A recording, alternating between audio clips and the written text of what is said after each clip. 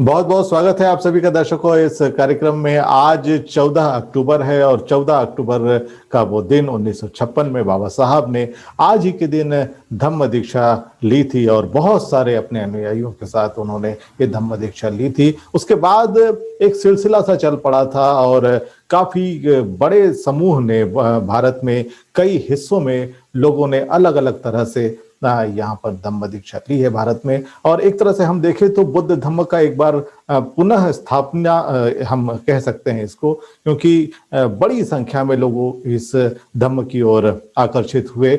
और इसमें हम अगर देखते हैं तो बुद्ध धम्म को पढ़कर समझकर जब लोगों ने देखा तब उन्हें उसमें समानता नजर आई। और आज भी कई मौकों पर लोग इसमें शामिल होते रहते हैं, धम्म दीक्षा लेते रहते हैं और बहुत बड़ी संख्या अब भारत में बौद्धों की नजर आने लगी है। हम आज के इस मौके पर हम अक्सर दीक्षा भूमि में बहुत सारे लोगों को देखते हैं और बहुत सारे लोग वहां पर आते हैं, कई प्रकार की किताबें खरीद कर लेकर जाते हैं। एक तरह से ज्ञान का वो मेला होता है जहां से बहुत सारे लोग ज्ञान की किताबें लेकर जाते हैं। साथ ही बहुत सारे गीतों के एल्बम भी जो सीडीज के माध्यम से, कैसेट्स के माध्यम से भी वहां पर बिक्री के लिए रखे जाते हैं और बहुत बड़ी संख्या में लोग उन्हें भी खरीदते हैं। आप सभी कई सालों से ये गीत, बुद्ध गीत, भीम गीत सुन रहे होंगे। आपने बुद्ध ही भी सुना है और साथ ही महामानव जैसा एक बहुत ही शानदार एल्बम जो बाबा साहब के लिए यहाँ पर बना है भारत में और जिसको लिखा है, डायरेक्ट किया है और गाया भी है राजेश ढाबरे जी ने, वो हमारे साथ इस वक्त इस कार्यक्रम में मौजूद है। हम उनसे इस कार्यक्रम में बात करते हैं। बहुत बहुत स्वागत है आपका इस कार्यक्रम में Rajesh Dhabre ji. Thank you Sudhir ji, so nice of you. और आज धम्म जगत की सबको मैं शुभकामना देता हूँ, सारे भारतवासियों को, सारे जगत को देता हूँ, क्योंकि बुद्ध का पुनर्जीवन बुद्ध को एक तरह से बाबा साहब ने इस देश में दिया था। तो बुद्ध की री एंट्री इस दिन भारत में अपने इस दिन बाबा साहब बोधिसत्व के जरिए हुई। मैं सारे भारतवासियों को और सारे जगत के वासियों को देता हूँ। Thank you very much. जी। और हम चाहेंगे कि आपकी ओर से जो ये शुभकामना संदेश आ रहा है वो गीत के माध्यम से होना चाहिए, क्योंकि आप को लोग भारत में जब भी देखते हैं तो चाहते हैं कि आप एक गीत जरूर सुनाएं। तो शुरुआत हम उसी से करना चाहेंगे। बाबा साहब का एक बहुत ही शानदार गीत आपने गाया हुआ है और हाल ही में वो लॉन्च हुआ है और बहुत ही खूबसूरत वो गीत है। अच्छा, आप महामानव बोधिसत्व की बात कर रहे हैं? जी। अच्छा,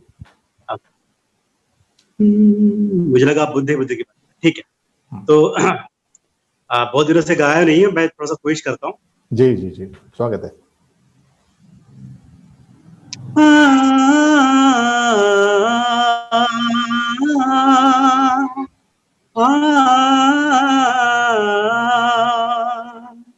तुम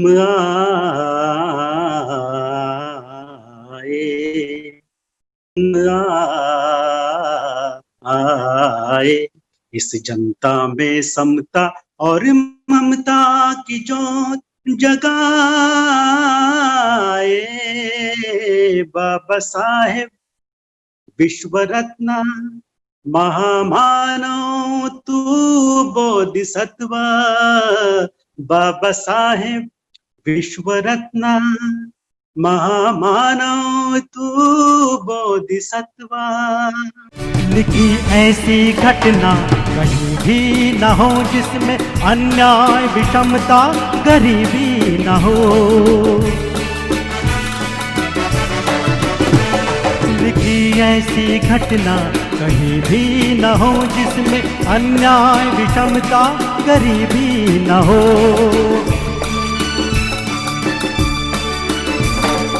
बुद्धि का ऊंचा सम्मान तू, हम तेरे दुलारे दयावान तू, जीवन हमारे सवारे। बाबा साहेब विश्व रत्न महामानव तू बोधिसत्व।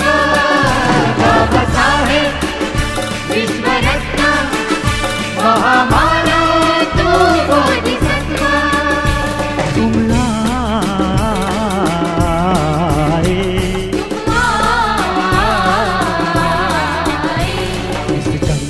में समता और ममता की जो जगाए। बाबा साहेब विश्व रत्न महामानव तू बोधिसत्व। बाबा साहेब विश्व रत्न महामानव तू बोधिसत्व। Thank you. बहुत ही शानदार ये गीत है और सचमुच में ये बाबा साहब के कृतित्व को बहुत बेहतर तरीके से रखता है। इसमें जो रचना है जो इस गीत की, वाकई ये हम अगर देखते हैं डाबे साहब कि लोगों का जो बुद्ध धर्म की ओर आकर्षित होना भारत में एक बार पुनः स्थापना हम इसे कह सकते हैं, तो ये इसको आप किस तरह से देखते हैं? बुद्ध धर्म आप भी उसका पालन करते हैं और बहुत सारे लोग अब भारत में इस ओर आकर्षित हो रहे हैं। आप किस तरह से देखते हैं बाबा साहब की उस दीक्षा को और वर्तमान में लोगों का उसकी तरफ आकर्षण को? तो खासतौर पे जो इस धर्म व्यवस्था का, इस जाति व्यवस्था का शिकार है, उनके लिए तो बुद्ध धर्म, बुद्ध के विचार और उन्हें दी हुई जो ओपन संस्कृति है वो बाबा साहब ने चुनी।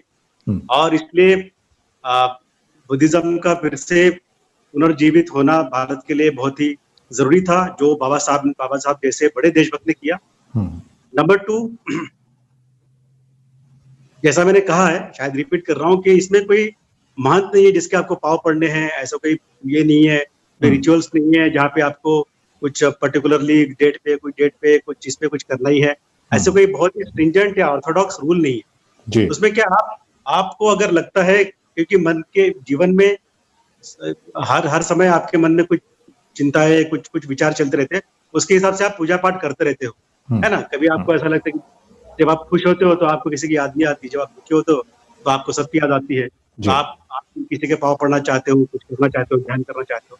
बुद्धिज्म आपको इस हर तरह का स्वातंत्र देता है और इसमें आपकी प्रगति हो, इसलिए बाबा साहब ने बुद्धिज्म का स्वीकार किया और लोगों को प्रदान किया। वाकई, और अगर हम इसको देखते हैं तो 1956 के बाद से अब तक और भविष्य में भी आपको क्या परिवर्तन नजर आता है? जो जिन लोगों ने दीक्षा ली है, जिन लोगों ने शुरुआत में दीक्षा ली, उसके बाद भी बहुत सारे लोग लगातार दीक्षित होते जा रहे हैं और इस धर्म को अपनाते जा रहे हैं, नजर क्या आता है आपको?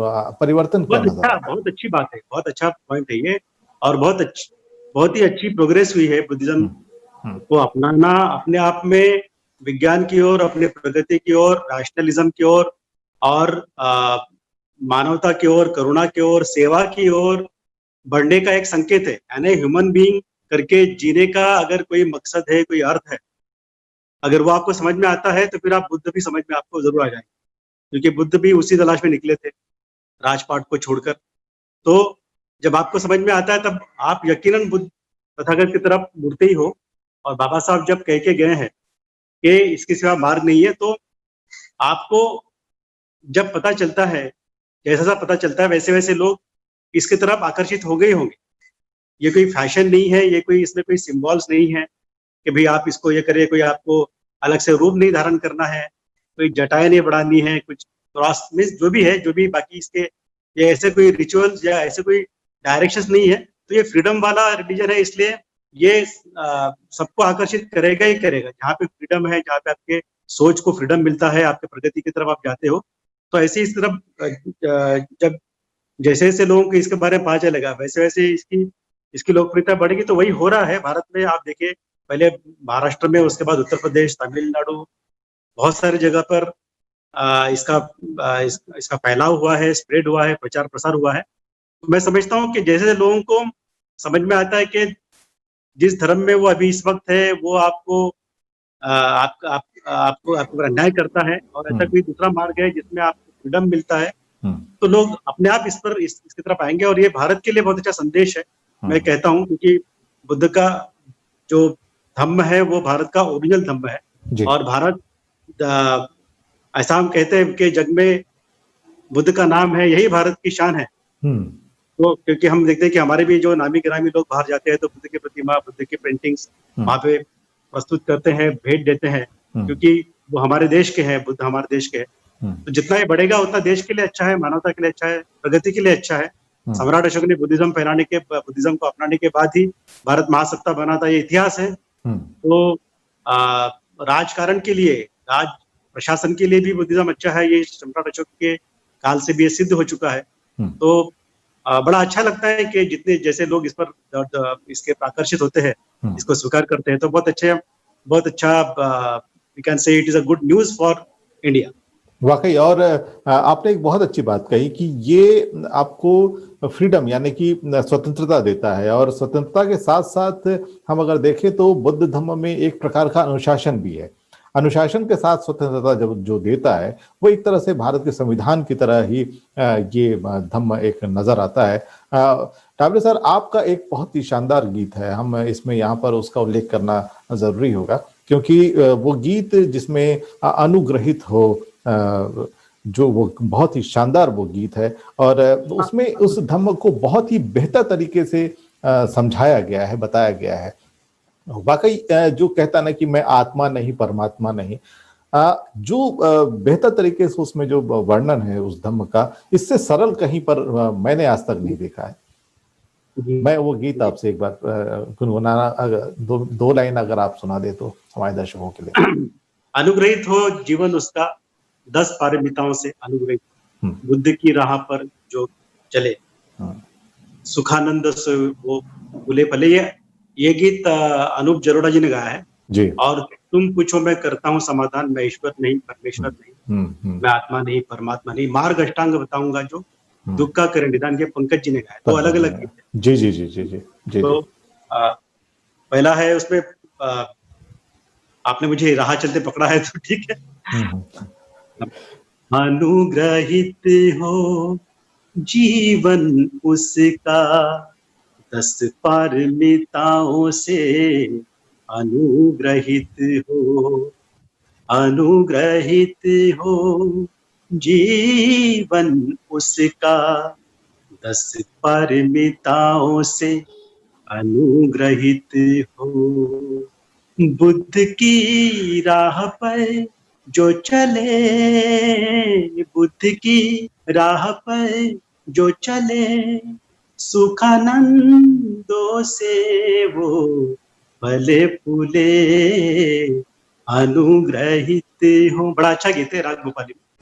हर एक दुर्गुण करता बुराई, सम्यक मार्ग ही श्रेष्ठ कमाई।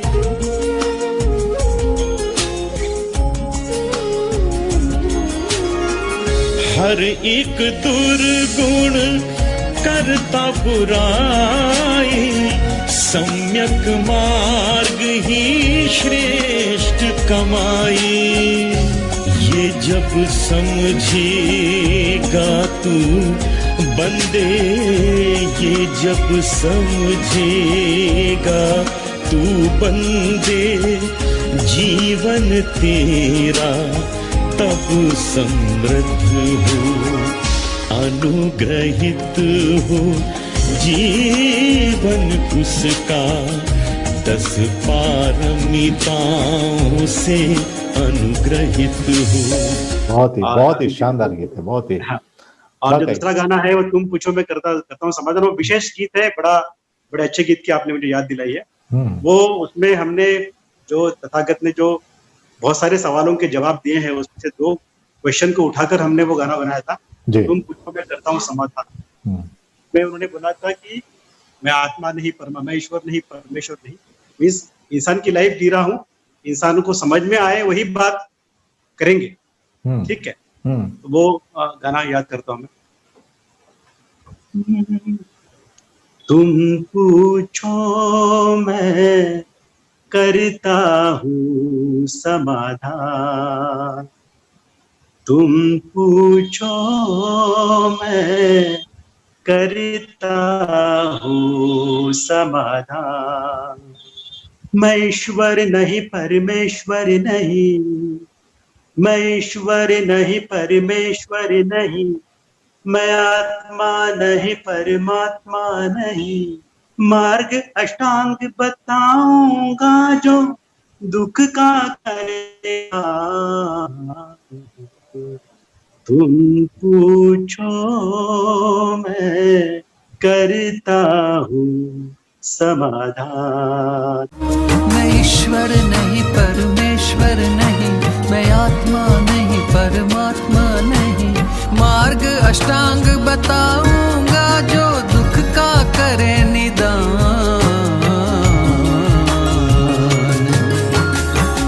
तुम पूछो मैं करता हूँ समाधान, तुम पूछो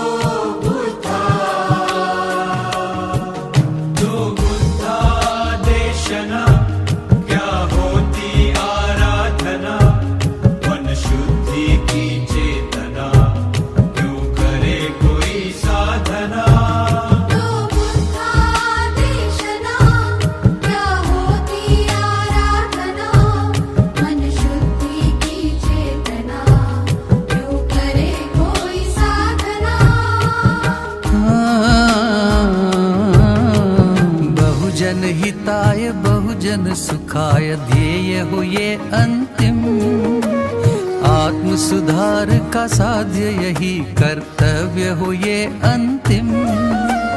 बहुजन हिताय बहुजन सुखाय ध्येय हो ये अंतिम, आत्म सुधार का साध्य यही कर्तव्य हो ये अंतिम।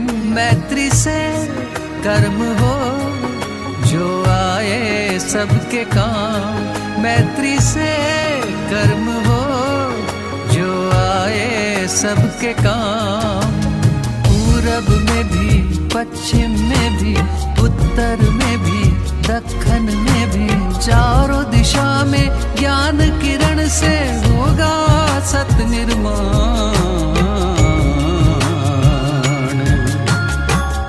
तुम पूछो मैं करता हूँ समाधान। ये वो गीत। Thank you very much for बहुत बहुत धन्यवाद। आपने आज हमारे साथ इस 14 अक्टूबर का जो दिन है, ये जो पावन अवसर है, इसको बहुत ही सुरीला बना दिया। आप ये शाम को आपने बहुत ही खूबसूरत बना दिया। आपका हम बहुत बहुत धन्यवाद करते हैं इस कार्यक्रम से।